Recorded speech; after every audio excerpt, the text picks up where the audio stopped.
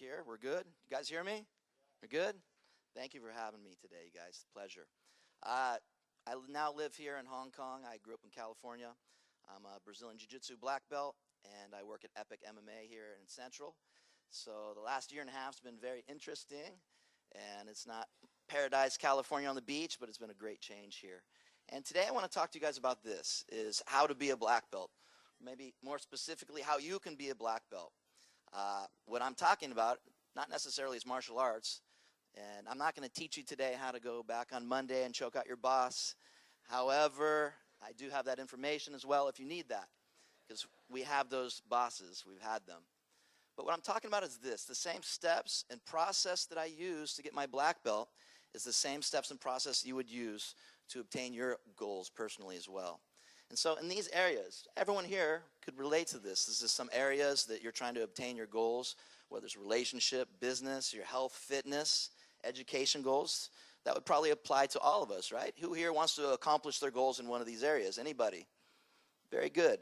Well, there's 4 steps I've been following my whole life, so I'm going to give you the secrets today, jiu-jitsu secrets. And, I really admire people like Anthony Robbins and those types of people. That just, I've listened to them for 15, 20 years, and I kind of formulated my own little process that's helped me obtain some success along the way. Now, look, there's no guarantee. I'm not saying there's a guarantee, but what you do is heighten the probability for success, and when the timing is right, timing is everything with success, you're ready for it. So let's take a quick 60-second journey real quick. When I was younger, I was a professional surfer. Here's a picture in the magazines. And, I wasn't a big local, big professional, a big name. I was just a local pro. But I got to travel, and my sponsors took care of me, and got to be in the magazines and the videos, and it was a wonderful experience. Made very, very little money. But what it did do is open up opportunities for me to be a sales rep in the surf industry, where I didn't know, but all of a sudden I started making great money. And I was a sales rep for Rip Curl for many years, going to Southern California, all the surf shops, and selling stuff. This is a picture in Surfer Magazine. They did an article when I got my job as a sales rep. And during that period of time, the last 16 years, basically, I've been training Brazilian Jiu-Jitsu. In the middle there is Rodrigo Medeiros. He's my teacher. He's a world champion. He now lives here as well in Hong Kong at Epic. And he trained me up and other students like Clark Gracie that's next to him to be champions. He's a world champion, and I became 3-time U.S. national champion in my division, Pan American champion. And 3 months ago, I just went and competed again in the U.S. Nationals, and I got second. Made the final, got second. I thought I should have won, but I'll get the guy back next year. That's fine. And so then it happened a year and a half ago. I moved to Hong Kong, and all these wonderful experiences started happening with media, commercials on Fox, and all kinds of different things. I became the head referee for Legend MMA. It's on ESPN and other channels around Asia. And lastly, has anyone seen the movie Unbeatable? Anybody seen that? It turned out to be the #1 movie in Asia this year. It's on the airplanes right now, so if you guys fly out, you can check it out. And, they came and auditioned us, and I got this part. And I ended up getting like a 15-minute part acting, and got some speaking parts and some stunt work. And it was a great experience, and I fight the main actor in my last scene. I have 3 fight scenes, and he wins, of course. He's the main actor. And I was upset with that. And so, I don't care if it's a movie. I don't want to lose.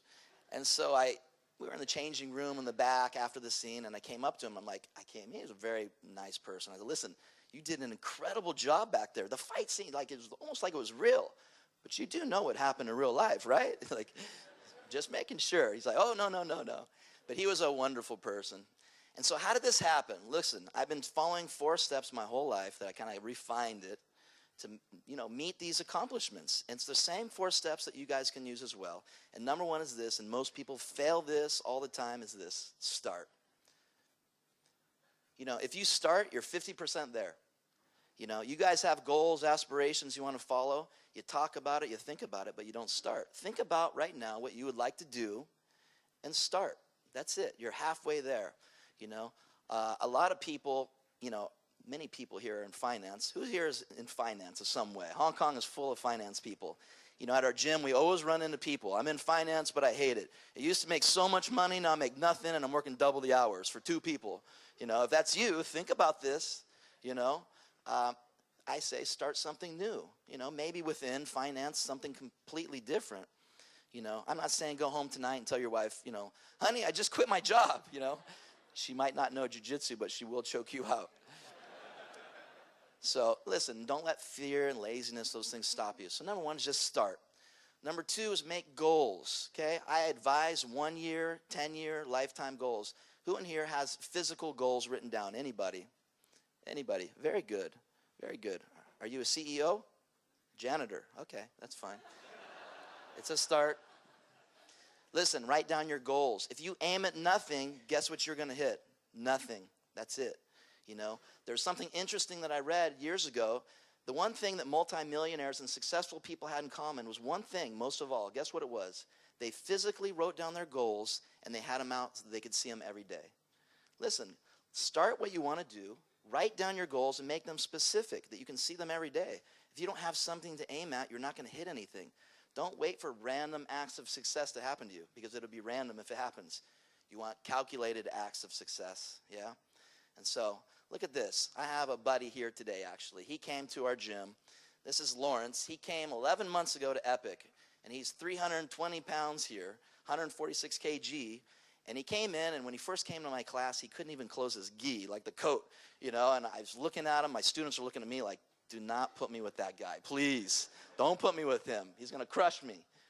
And he came, and I said, do you want me to get you a bigger gi? I don't know if we have a bigger one. We didn't. He's like, no, I plan on losing weight.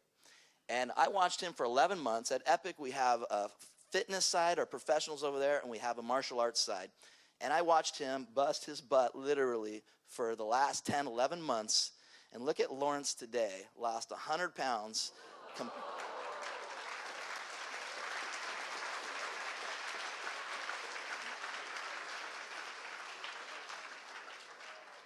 A whole nother human being was inside him. Look, it's done. Now, did he make extreme measures to make this goal? Absolutely. But my point is this. How many times you guys go to the gym or start goals and you just want to lose 5 kg, 10, 20 pounds, and it doesn't happen every year? Why? My question is why? You can do it. You know, make the goals and go for it. But that's not it. Lawrence also, you know, I'm on the martial arts side. The fitness is over there. That's good for them. But he wanted to compete in his first white belt match. So he went to the Asia Open. We trained him up the last 10 months, and last month he went, and he got first place. So, good. Lawrence actually right there. What? Look at that. This is embarrassed, Lawrence. Very good. So my question is this. Why not the next year, 365 days from today, you come back to the next TED event, you could be a completely different person. And it might not be, you know, fitness. It might be relationships, business goals, all these different things we have, education. Think about how much you can do in 1 year. A lot. Okay? Number 3, this might be my biggest secret. What have I been doing? Look at, take note of this. If you could do one thing, find out what you want to do, find the champions in that area, and hang out with them and copy what they do. Of course, you're genuine, you have your own style, but find the structure. So think about what you would like to do. This is the secret right here, I think. If I could pick one, this is the secret. That's what I did in surfing. I hung out with the best surfers, and I followed what they did. The best jiu-jitsu guys, I followed what they did. The best sales guys, and I made a lot of money in sales. So if you guys have something you want to do, hang out with some champions. You know, if you had the opportunity to hang out with Tiger Woods, how good would you be at golf after a year? You'd be pretty good, yeah? Other than just making a goal and you do it on your own. You know, I had this opportunity years ago. Do you guys know who Kelly Slater is? World champion, 11-time world champion surfer. You know, you should know this. This is very important information. He's the best ever, and he was friends with all of our friends, and he lived in Florida. When he would come to California, we'd all hang together, and we'd all go surf together. Now, he's so good that just being in the environment and watching him surf, it's like I would just evolve. We'd watch and hang. You just start to become that, you know? And so if you have this opportunity to hang with somebody that can make you a better person, take advantage of that. And if it's someone like Bill Gates or something, read about them. Study what they do. If you don't have the opportunity to hang with them, study what they do. If you want to be successful, you guys, relationship, you want to be a good mom, find the good moms, right? Read about the good moms. See what they're doing. They're successful for a reason, is what I'm trying to say, right? So follow what they're doing. And look at this. There's some speed bumps real quick along the way before point 4. The number one reason people usually don't get their black belt is because they stop training. You know, they get a girlfriend or they get hurt or something like that and they stop. You guys, whatever you're doing, I want to encourage you with this. Don't stop. Number 2 is enjoy the journey. Don't get frustrated. Stay teachable. So when you start your goals, you know, don't get frustrated. It's part of the journey. And number 3 is this. Expect to lose and you learn from it. You know, I always tell I have a kids class as well I teach throughout the week at Epic. And every time they lose, they cry. It's every single time, 5- and 6-year-olds. And I always say, stop, stop, stop crying, okay? You didn't lose, you're what? Learning. Yes, very good. You're learning, okay? Nobody's perfect. You're going to lose. So expect that when it comes. Some of it's circumstantial. Some of it's your fault. It doesn't matter. Learn from it.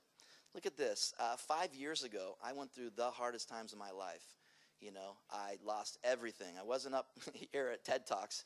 I was literally lost everything. 5 years ago, I lost my job of over $100,000 US a year in the surf industry.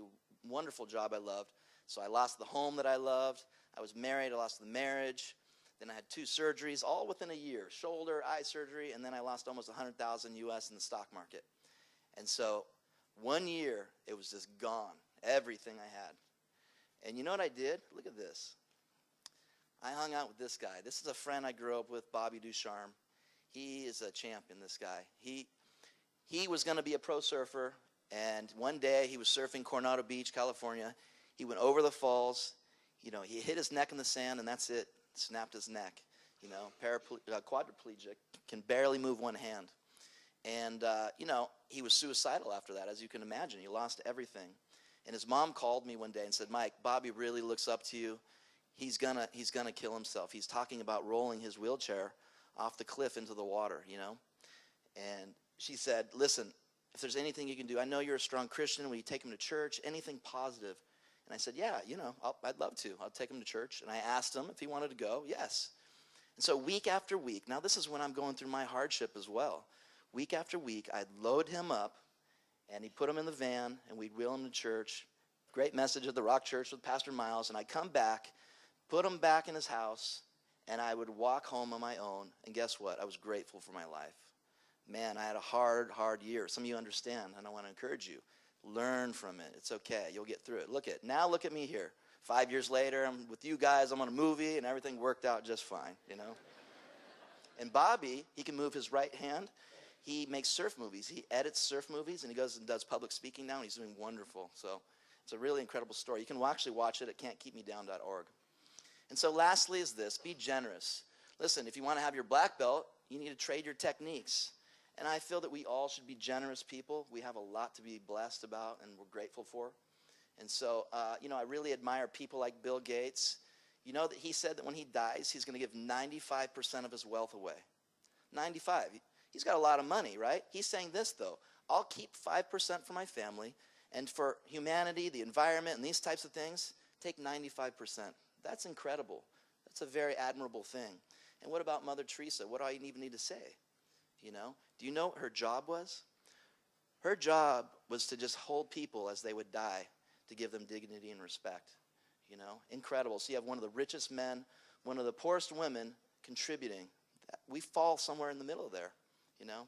And they're contributing to these areas, which is life, you know? We want to be, you know, gracious and loving with people. Don't be like the old man that was married to his wife for 50 years. And after 50 years, his wife comes up and says, you know what, I got a problem with you. I want to go to marriage counseling. And he said, all right, fine, we'll go. And she says to the marriage counselor, listen, I married this man 50 years ago. I cook, I clean, I take care of him. I get nothing from him. And the counselor said, well, old man, what do you have to say for yourself? The old man said, listen, I told her that I loved her the day I married her. And if anything changes, I'll let her know. Let's be sparing with our love and our gifts and all the things we have, you know. And so to sum it up, look at, if you want to do something, you guys, follow these 4 steps. Just start. Make some goals. Copy people that can help you get there. Be generous. And look at, don't stop. Enjoy the journey. And losing is not losing. It's learning. It's part of life. Yeah? And so, you know, it's been said that a black belt is nothing more than a white belt that kept training. And I would agree with that. And so I wish you guys the best of success. God bless you. Thank you very much.